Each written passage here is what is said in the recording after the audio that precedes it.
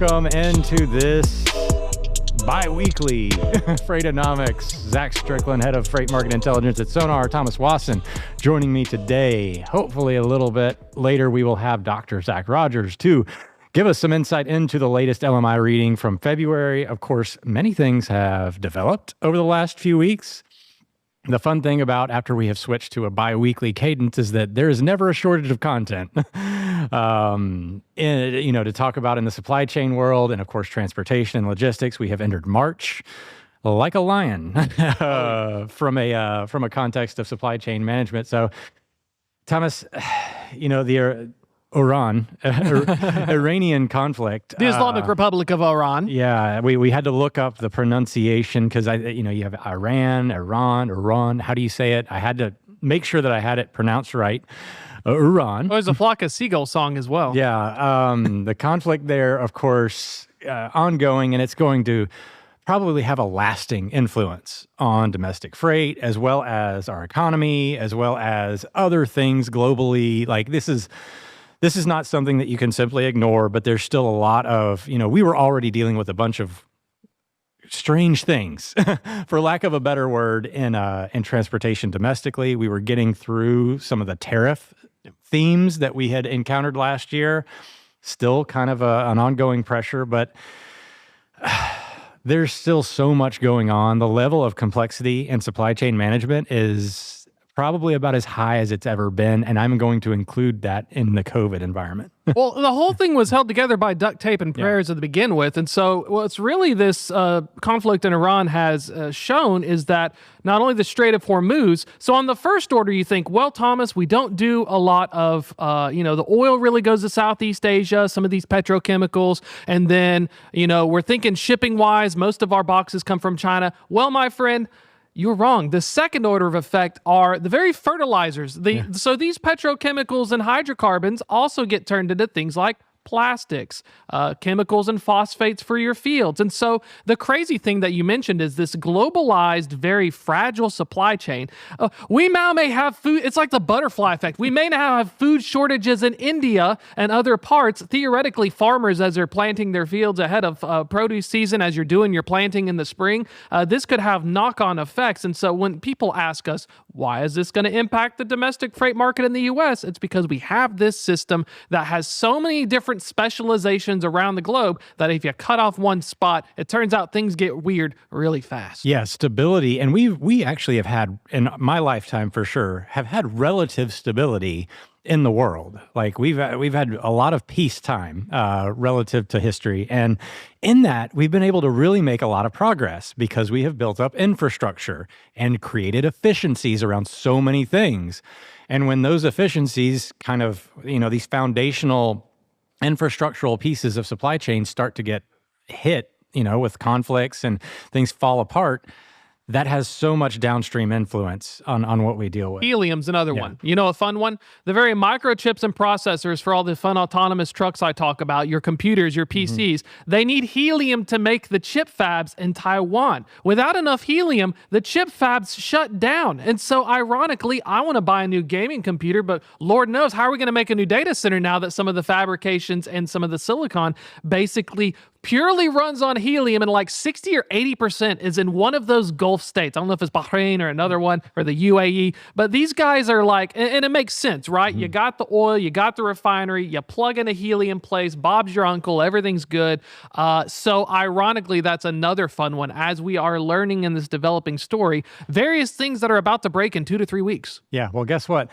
In the meantime, we're already dealing with some stuff domestically and the transportation space. Thomas, if you want to count me in for this market in 2 so we can set the table and then move forward. I'll start at 3 this time. We'll do it in 3, 2, 1. No time to waste. I like the efficiency. Let's start off with S-try. So I want to make sure that we understand what S-try means. This is basically the rate at which carriers are turning down freight requests from their carriers.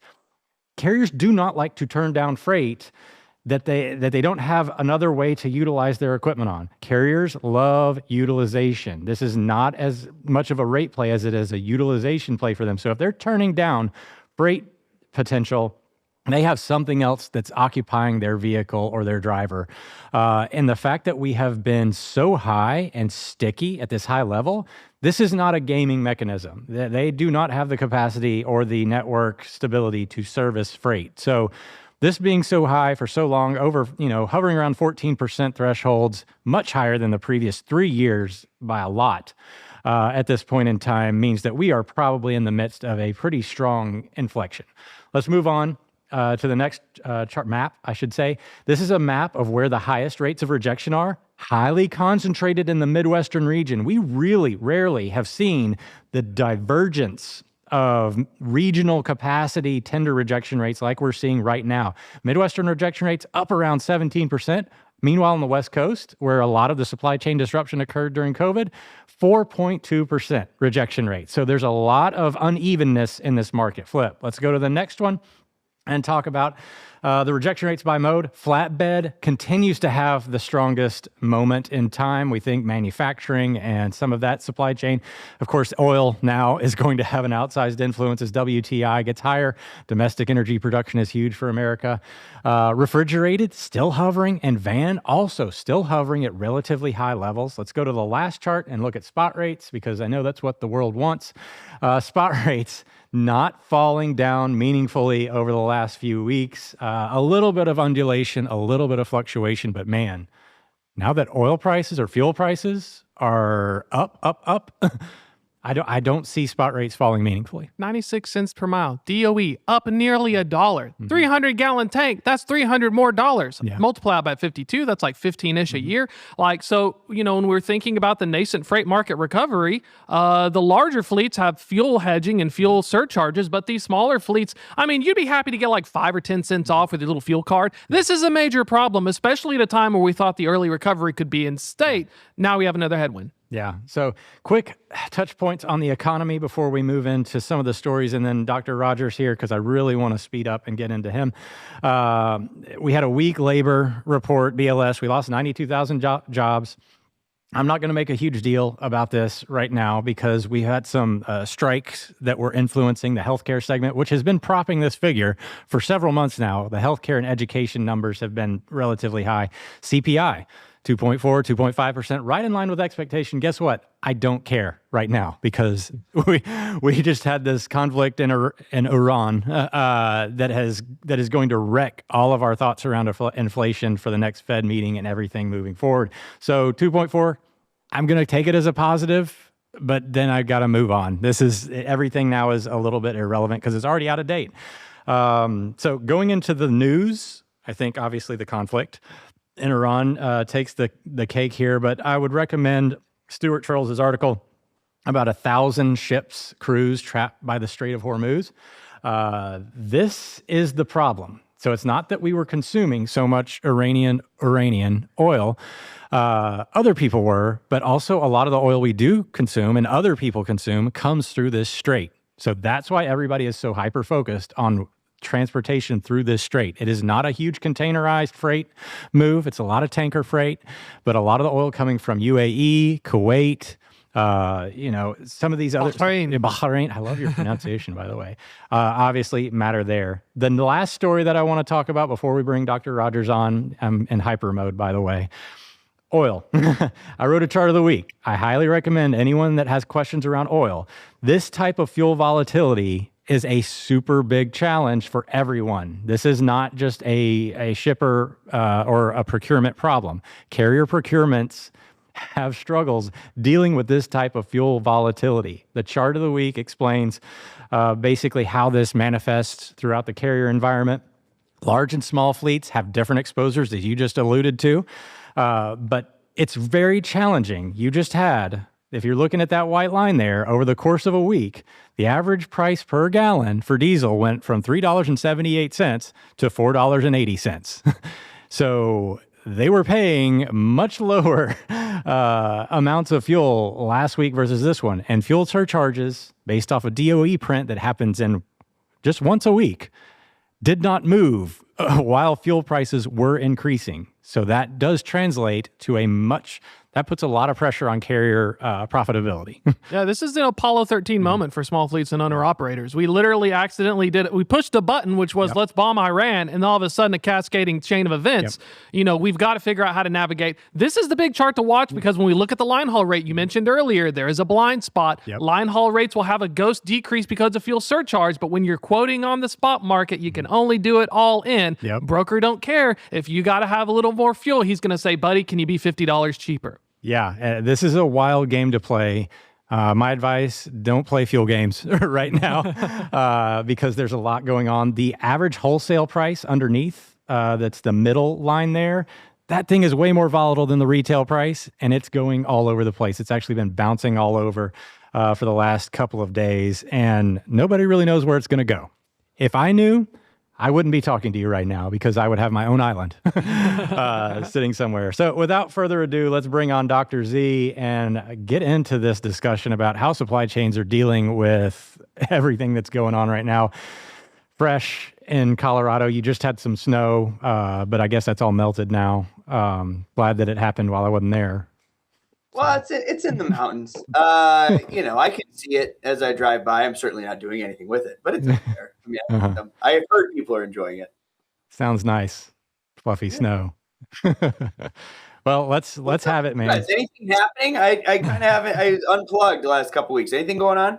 Must be nice, that university lifestyle that you live. It's like you're maybe out on the party. Maybe I got a sub.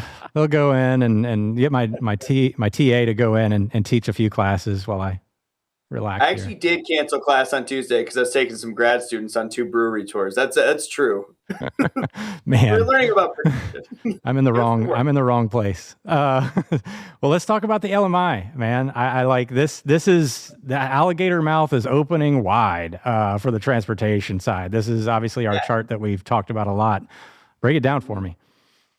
Right. So what you're seeing right here is movements in transportation. Specifically, we're looking at the differences between here, our yellow line, which is our price, and our gray line, which is capacity.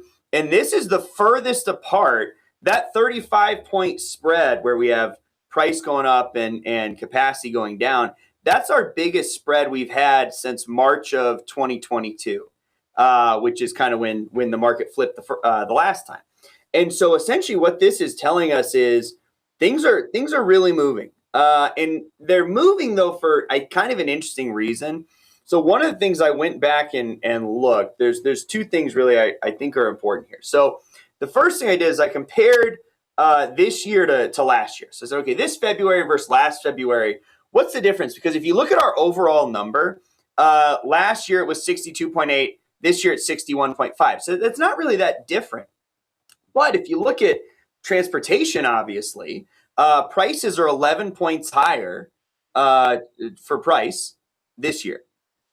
Capacity is 14 points lower. And so we have a much tighter freight market than we did at this same time last year. And the reason for that, I think you can really see if you look at inventories. So inventories in February 25, were at 64, which was pretty robust growth. If you remember, perfect, here we go. So that orange line right there. So if you remember last February, we were really trying to build up our stocks of inventory as fast as we could because, tariffs are coming in a month. This year, because the tariffs have been in place already, we're actually staying very lean. So that 53.8, break even for us is 50. So 53.8 is incredibly lean. And if you even break that down further, like say, you just looked at downstream retailers were at 51 this month. And so essentially what we're seeing is to optimize cash flow, we're staying very, very lean, particularly at the retail level. Now, in order to do that, you have to really have high turns with your transportation. So that's kind of the dynamics we're seeing is inventories are much tighter, transportations are much higher.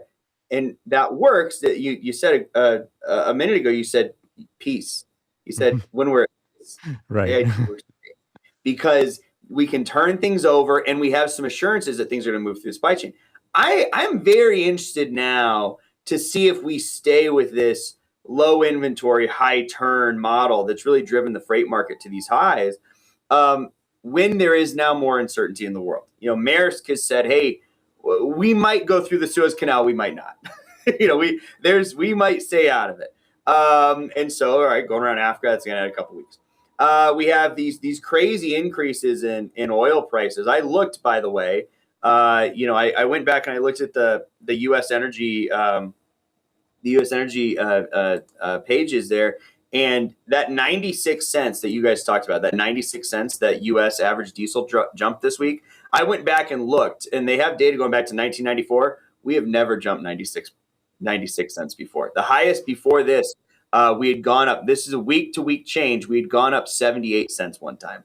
I couldn't find any time in the government data where we had gone up 96 cents in 1 week.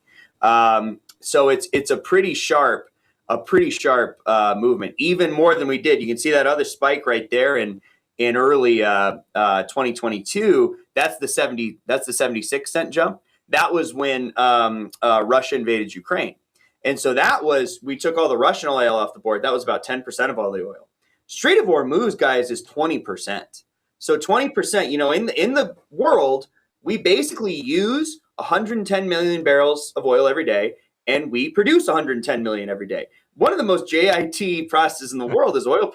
We want to hold down onto that. So even when you see things like, okay, the IEA releasing this 400 million barrels of oil as our strategic reserve, okay, great. So 400 million barrels to cancel out the 20 million we're losing out of the Strait of Hormuz every day. It's a couple weeks. I mean, we're so lean in oil that it's unlikely. I mean, we're just very vulnerable to disruption. And I think that in some ways is an analogy or similar maybe to what we're seeing right now with inventories, where we have been so lean, and it's been great. It's been great for transportation. But now that we have these disruptions, it'll be interesting to see if we can stay that way, if we have, shortages anywhere. And then the other thing I'd say, that 78 cent spike you guys just showed in 2022, what happened to consumer spending right after that? Does anybody remember? Spending fell off the cliff, and we had a bullwhip. Yeah. And so I don't know what's going to happen to consumer spending, but I will say, if it's suddenly $1 more or 50 cents more for a gallon of gas, well, you have to have gas. And the input costs, like you guys mentioned a minute ago, are going to go up everywhere. And so it'll be interesting to see, one of the reasons we've had this open alligator mouth, this finally, after 4 years, that we've all been waiting for, this freight recovery, is because consumers have kept spending. And so it'll be interesting to see if the price of oil seeps into the price of everything else, if we're able to keep that spending going. One of the caveats I think we said last time I was on here is the freight market's going to be good as long as the inflation doesn't go crazy.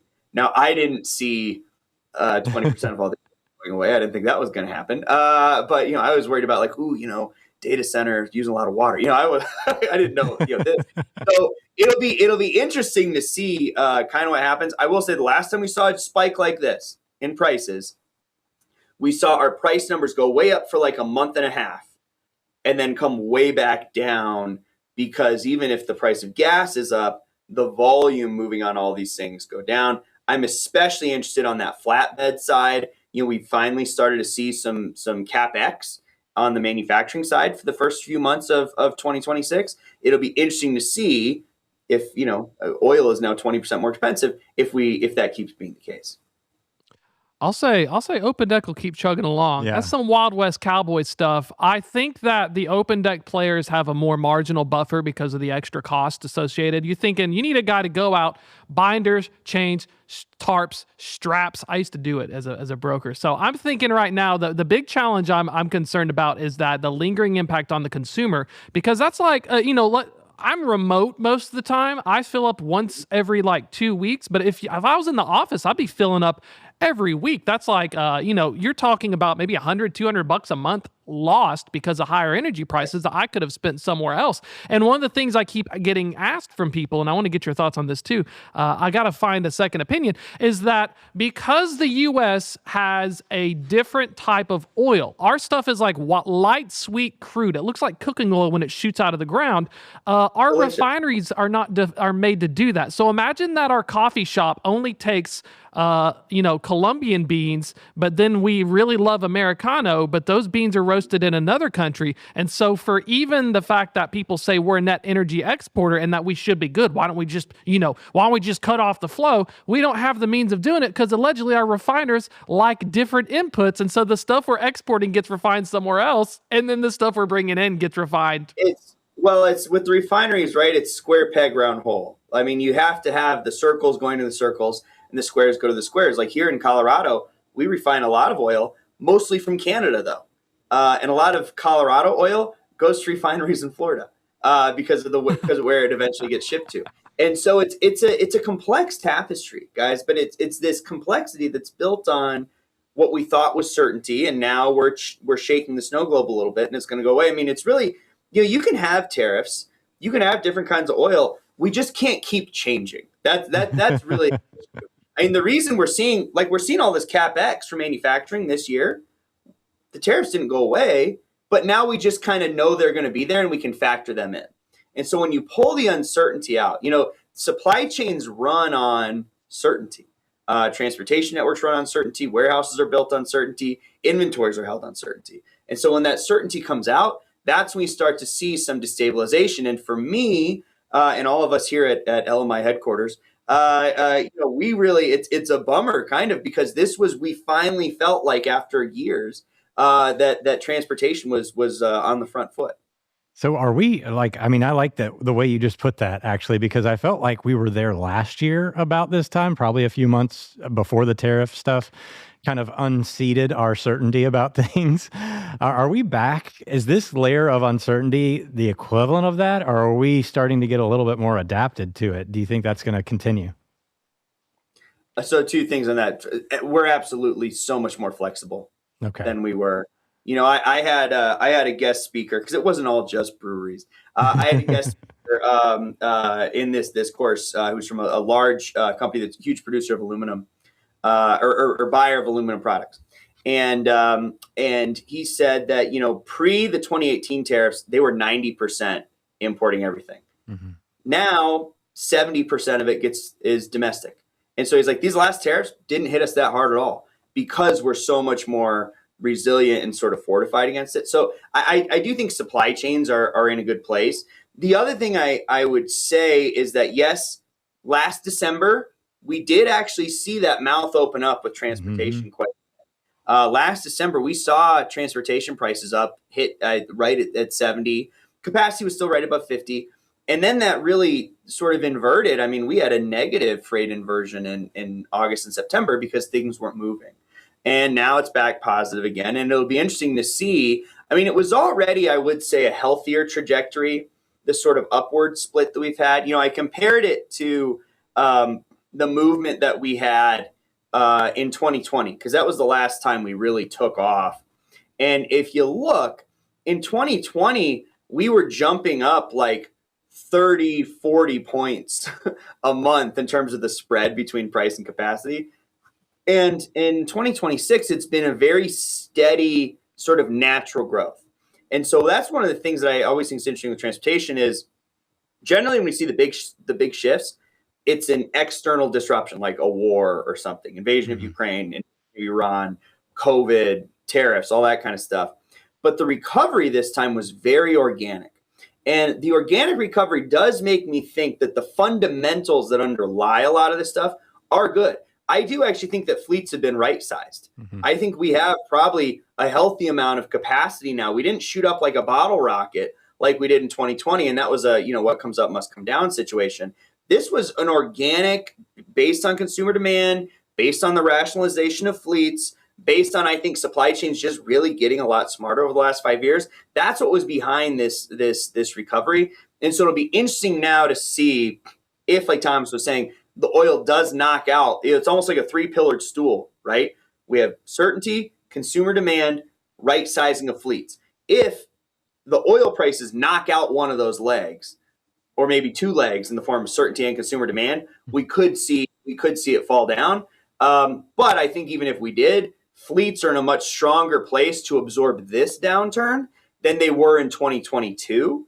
Partly because 2022, I mean, we had been spending like drunk sailors for a year and a half because of COVID. And this one, we were still early on, where I think there hasn't been that overspending. Fleets have been much more rational. And I wouldn't expect this, even if prices drop, and they really could, I wouldn't expect this to be the same sort of hammer blow that March of 22 was, at least not at this point. That's one of the trends that I'm thinking about as well, as the state of transportation capacity. One of the things I hear from other analysts has been the impacts on private fleets. So we've also seen other folks like ACT Research and FTR and them, private fleets have, kind of plateaued and moderated a little bit. We saw publicly trading trucking companies, Werner, Schneider, and them. If you talk about their fleet mix themselves, they've done some right sizing where a lot of them are like 75% dedicated. Like maybe a third to a quarter are doing one way over the road is what we're picking up. And so when we're talking about that three-legged stool, do you think that that's one of the little more subtler changes that means that even though we're having these shocks, we may not see, it may be a different kind of ball game because the very big players who used to be more exposed to this have very smartly over 4 years circled the wagons for the guaranteed margins 3 to 5 years. Is that one of the impacts? Because that's one of the things I keep trying to explain to stuff is when you look at the whole market, half of it's like private fleet. It's operating in like a black box. Mm-hmm. I think fleet mix has gotten a lot smarter. The other thing I would say, Thomas, is that the way things come into the country is different. You think 5 years ago, it was 65% coming through Southern California. And now that's maybe 40%. And a lot more stuff's coming up south and coming out north. And so one of the things it's allowed you to do is, and it's almost like if you think of the United States as like this notebook, before COVID, we were kind of really tilted like this. Like everything was kind of over here on the West Coast. And now we're much more even. Because things are coming in from all kinds of places. So it's not only that the fleets themselves are more balanced, but the distribution of inventory is more balanced. We have more warehousing. Where's that been really built? Indianapolis, Dallas, Phoenix, Las Vegas, in the middle of the country. And so the distribution networks are so much smarter now. In addition to the mix of fleets are smarter now, that we are, I think, less exposed than we were either in 22 or 18, the last kind of two downturns we had. That being said, of course, the smaller folks are always going to be vulnerable in any type of downturn, especially with as sudden maybe as those changes in fuel prices have been, and some of them are going to be a little more overexposed on spot than the larger ones. And so that's really where I'd expect if there's going to be any attrition, it'll be there. Man, I love what you just said about the middle of the country. Can we pull back up the map that I had in the market in two? And the rejection rate increases largely centered in the center of the Indianapolis. You said, I mean, a huge amount of disruption in Indianapolis over the last month or so. And the Midwest has been like kind of the focal point of a lot of the supply chain disruption. And of course, imports, they're in their off season right now to an extent. Do you think because we haven't had the import volume coming into the West Coast, we're coming through Lunar New Year time where everybody kind of gets back to work importing those containers. Do you think the West Coast is kind of like sleeping right now and might wake up here in a few weeks to a month's time once that import volume returns? I think there's a chance that it could. Although one of the things that I think we're still seeing is those lean movements in inventory. I don't see that changing. Like I don't see a reason why we would suddenly stock way up, especially because if the tariffs are just going to be there, you sort of would like to delay that as much as possible. So I think that was going to be my next question: is are we going to shift back to just in case? Yeah, I think so, and I think seasonality will come back. Like I think remember last year the back to school stuff showed up in like March, yeah. And the Christmas stuff showed up in August. We're not doing that again. It's going to show up when it's supposed to show up. The one thing that might save it from last year, though, I look at Port of LA Signal this week. 55,000 containers went out intermodal. 166,000 went out OTR. And wow. So one of the things this faster turnover is that we are going to see, I think, greater utilization of OTR assets relative to last year when it was like intermodal, city, when we were trying to slow roll everything. Well, you can't slow roll everything in JIT. So I think even if the inventories are a little lower, as we get into this regular seasonality, the West Coast will see more activity in the freight market because we're going to have to use more trucks this year relative to 2025. One of the things I wanted to get your thoughts on was the warehousing elements as well, the LMI. I want to preface this by saying when I went to Manifest, while there was a lot of agentic AI and software, the dark horse was the VC bros telling me about all the warehouse automation. Kid you not, physical AI in the warehouse space. We're going to have like robo forklifts, robo this and that. And they told me it was like an onion. They said like 2 years ago, the middle of the warehouse and the stacks they're starting to. But now this onion of AI and automation is expanding outwards to where eventually it may hit the dock. And so when we're looking at the LMI data sets on the warehouse and how that is impacting the broader inventories trends, walk me through some of that, because I think that's another hidden ingredient when we're talking about the execution, the JIT. There's got to be something to that as well that may put us in a better spot compared to the last two cycles. Yeah, so warehousing capacity has been right at 50 for the last 2 months, basically meaning no change, not adding anything on. It's actually been negative. If you look at our downstream folks, and if you look at our smaller firms, they've seen capacity contract a little bit. Part of that is because we are not putting up a lot of new boxes. We're putting up data centers, but we're not putting up a lot of new warehouses. And so I think we really had a run towards more utilization. You had that utilization chart up there a second ago. We had 2 negative months of utilization. So if you look right there at the end of 25, utilization was negative twice. It had never been negative before ever. And now it's back up into the 60s and looking fairly robust. Prices are at 62. And warehouse price, that's that blue line there, has never been negative. It's barely even been below 60 ever. I think it's been below 60 like 3 times in the 9.5 years we've been doing this. And so I don't see any real reason that warehousing will fall off a cliff. We probably won't see the giant, sort of revenues falling out of the sky like we did last year, where a lot of people had to use shorter. Because remember, we talked about this in the show. A lot of folks were using like 3-month and sublease contracts and all this really expensive, inefficient storage stuff because of the unexpected builds of inventory last year. This year, I don't think that's going to happen. I think as we stay steady, we're going to, in terms of inventories being relatively lean, we're going to just see a sort of steady utilization of the warehousing space. And it'll be interesting to see if capacity moves much. When we look at our future predictions, and future predictions made in February. Now, who knows what those are worth? But warehouse capacity is at 51.6 for the next year, and so basically what that tells me, Thomas, is we're okay in some ways on the warehousing market. Like I don't see any big booms. I don't see a bust either.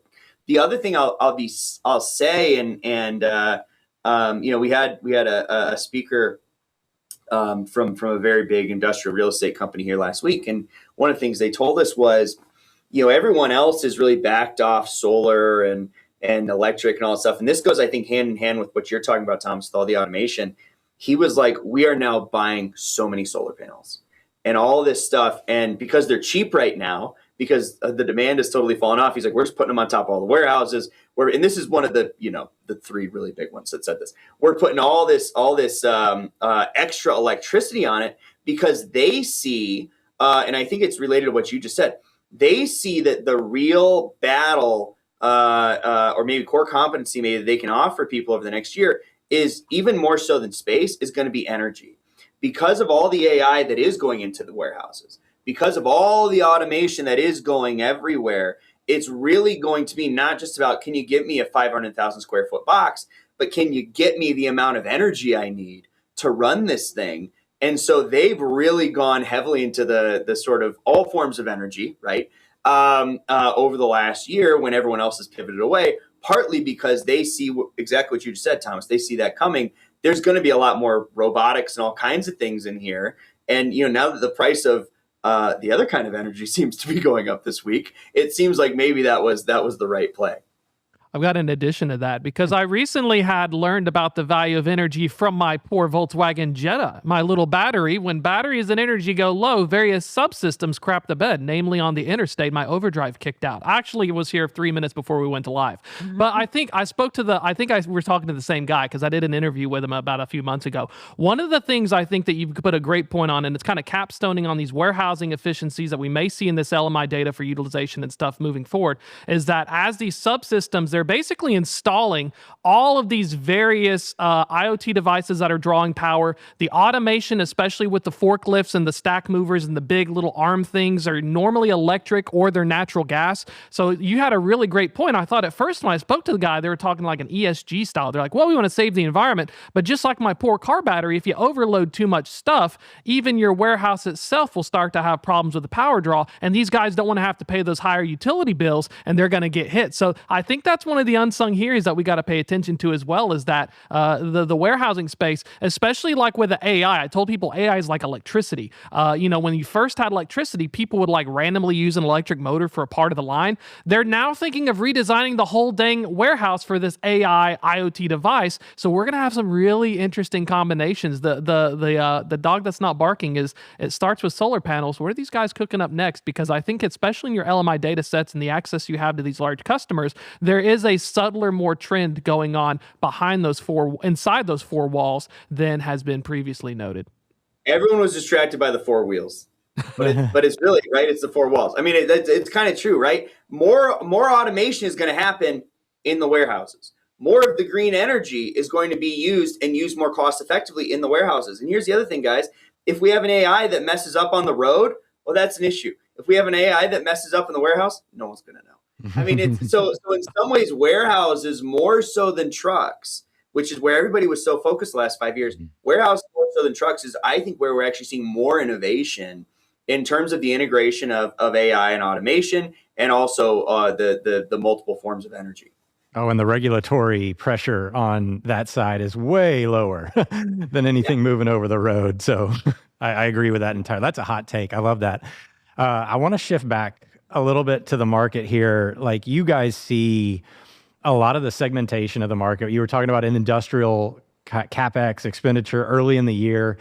Do you see any of this Iranian conflict stuff impeding any of those segments, like moving forward? And also kind of speak to the fact that you guys see this upstream and downstream movement. I would love to hear the breakdown of that over the last month. Absolutely. So the increase in upstream is one of the things that has suggested that there is this sort of revitalization of at least investment in manufacturing. It really slowed down last year. I mean, we lost manufacturing jobs because the cost components went up and everything got crazy. And now we sort of have there's carve outs. People have had time to change systems around. I mean, you can't just pick up a factory and move it. It doesn't work like that. And so it took some time, but we do see now upstream inventories are higher, 55 to 51. We see their transportation prices are about 11.5 points higher, 79.7 to 68.3. And the overall LMI is higher for our upstream folks. And so when we talk to them, when we talk to our folks who are in a lot of these manufacturers and wholesalers, they do see more activity.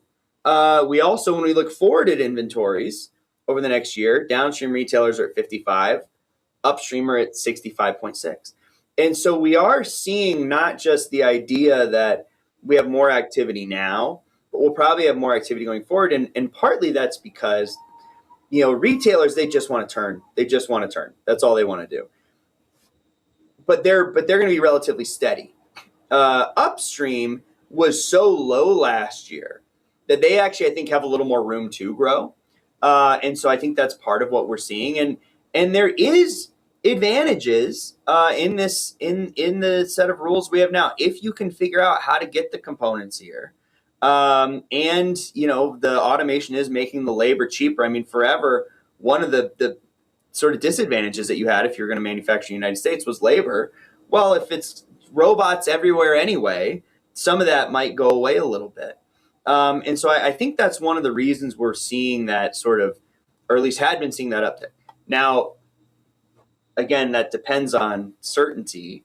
And so if we're to have suddenly unexpected fluctuations in fuel prices, then that could be an issue. I mean, one of the things I think in retrospect that really caused the huge wave of inflation in 2022 was the fact that 10% of all the fuel basically got taken out of the market.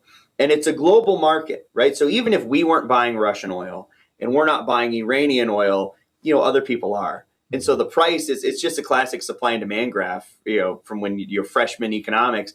Supply goes down, price is going to go up everywhere, especially if demand doesn't change. And what we saw right after that happened in March of 22, remember, suddenly the price of aluminum went way up. The price of lumber went way, way up. The price of food went up. The price of rubber went up. Plastic goes up. And so all of these things that might be used in manufacturing, oil is an input all over the place. Even if you don't put oil into lumber, you got to move the oil. You got to move the lumber somehow, right? And so I think that we're going to see an increase in costs everywhere. Now, whether that cost hits as hard as tariffs, I don't know. And at least it might be a little more predictable than tariffs because the changes in oil are based on global commodity stuff, not executive orders. And so it could be slightly more predictable, but it'll be interesting to see because we really were, right, this manufacturing rebirth, it was really like a baby in the crib right now. It was not that strong and not that stable. So it'll be interesting to see if it can absorb what seems like it's starting to happen now. I got a spicy take for you. There you go. This is just representative of me. So imagine this. We talked about the commodity. You want the Fed's rate lower. The administration currently repeatedly said they'd love to be at the like 1 to 2 point, under 2%. Your Fed chair don't go out till May. How do you get the Fed to decide to lower it? Well, if you're doing a geopolitical conflict, energy prices are going to go up, drawing generalized inflation. Either you get the guy you want in the Fed to lower rates or you don't. But knowing that you can use that as a push to try to get the lower rates, you absorb the brunt and the higher energy costs first. But then the CapEx and everything else gets better because a lower Fed funds rate means that you can refinance, you can get better stuff. Hell, I'll refinance my house too if it goes down to 1.5%. But I wonder if that's one of the calculuses here is that when we're looking at second and third order effects, my spiciest take of the day is that while we're going to see this disruption in the energy markets, which is clearly bad for consumers and spending, at the same time, looking ahead 6 to 9 months, if that achieves a goal of getting a lower Fed funds rate because you basically force their hand, is that a play as well? That's my spicy take. Well, Thomas, before you refinance your house, I think you need to fix your car. I love that. Touche. I would say yes.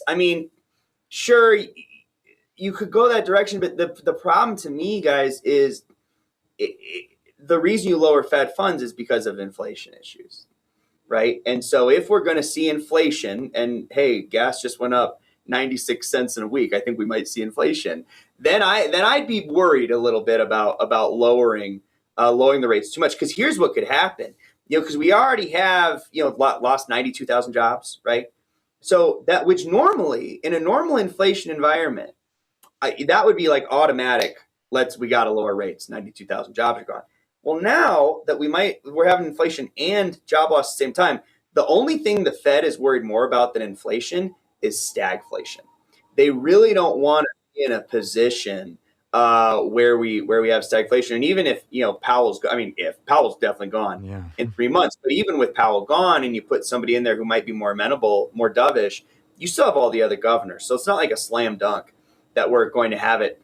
The one thing I would say to anyone on the Fed, I'm sure they all watch, that I would say to anyone on the Fed is, last time in 22, the reason that inflation was so sticky was because inflation was coming from supply, not from demand. Anybody watching this, I would say after this is done, Google Adam Shapiro, San Francisco Federal Reserve inflation. And they've done a wonderful job over there at the Fed breaking out what inflation comes from supply and what inflation comes from demand. And all of our 2022 inflation, the really bad inflation, was supply because there were supply shocks.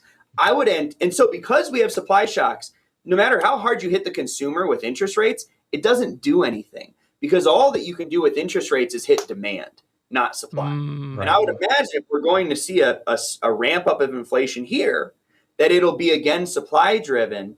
And so I hope the Fed is nuanced when they consider what to do with the rates, because maybe we don't want to lower rates again, but I think crushing people with higher rates because you see this inflation, it's not going to make the oil come out of the ground any faster.